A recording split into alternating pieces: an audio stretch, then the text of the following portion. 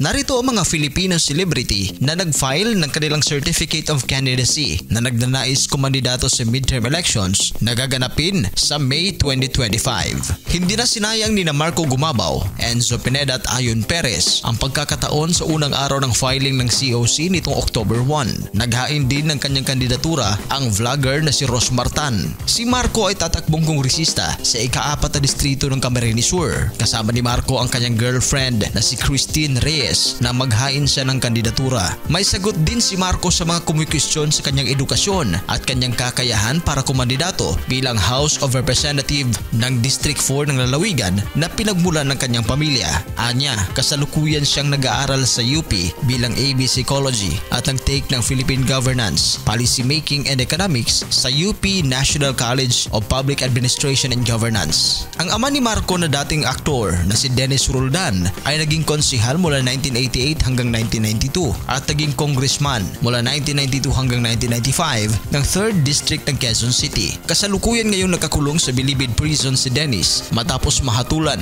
ng life imprisonment dahil sa kasong kidnapping noong 2005. Ang kapatid naman ni Marco na si Michelle Gumabaw ay tumakbo noong 2022 elections bilang second nominee ng Mothers for Change o MOCA party list kung saan ang first nominee ay si Mocha Ozon.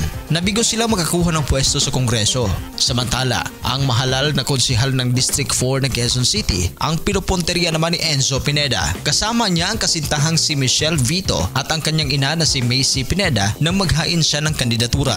Sinabi ni Enzo, alam nito ang malaking kaibahan ng showbiz sa bagong mundo na tatahakin, pero di umano, handa siyang maglingkod sa bayan dahil alam na niya ang mga gagawin at ang kanyang mga responsibilidad. Nanumpa si Ayon Perez bilang bagong miyembro ng National People's Coalition o NPC sa munisipyo ng Concepcion, Tarlac. May kinalaman ang panunumpa ng It's Showtime co-host at karelasyon ni Vice Ganda sa desisyon nitong tumakbo bilang konsihal ng bayan na kanyang sinilangan. Matapos manumpa na miyembro ng NPC, naghain agad si Ayon ng Certificate of Candidacy na hudyat ng kanyang pagpasok sa mundo ng serbisyo publiko. Kabilang din sa mga naghain ng kandidatura sa unang araw ng filing ang vlogger at businesswoman na si Rosmar Tan Pamulaklakin.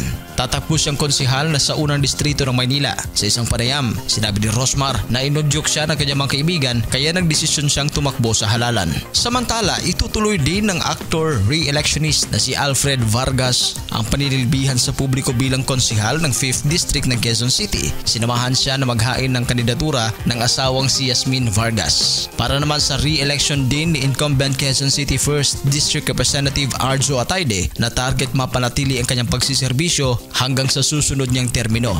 Hindi na bago sa atin na maraming mula sa showbiz ang pinasok ang mundo ng politika. Gaya na lamang ni Senator Robin Padilla, Senator Jinggoy Estrada, dating Senate President at Senador na si Tito Soto, Richard Gomez at marami pang iba. Sa tingin ba ninyo, karapat-dapat ba sila na mamumuno bilang opisyal ng gobyerno na kanilang paglilingkuran? I-comment ang inyong reaksyon at sa mga hindi pa nakapag-subscribe, huwag kalimutang mag-subscribe sa Showbiz Caster. Maraming salamat po.